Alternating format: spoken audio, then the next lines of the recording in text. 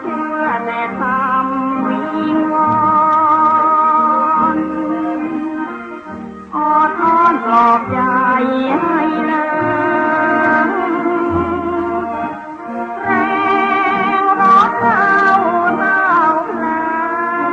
ระเริงหัวเมารักเขาเท่าชีวันความหวานเดินยอพนอนเชื่อใจเขาไม่หลอกลอนฟังถ้อยสุนทรเสน่ห์พันเขาเพรอดเขาอ่อนอ้อนวอนหัวใจก็อ่อนแหันคำรำพันยิ่งพันได้ไตรตรองอกฉันจึงต้องระทม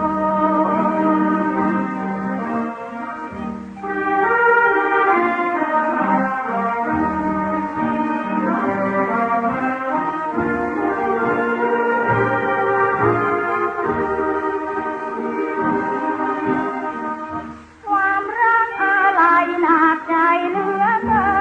น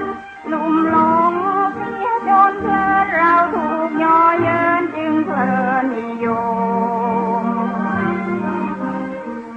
ความรักที่เกาะกินใจซึ่งแทรกอยู่ใน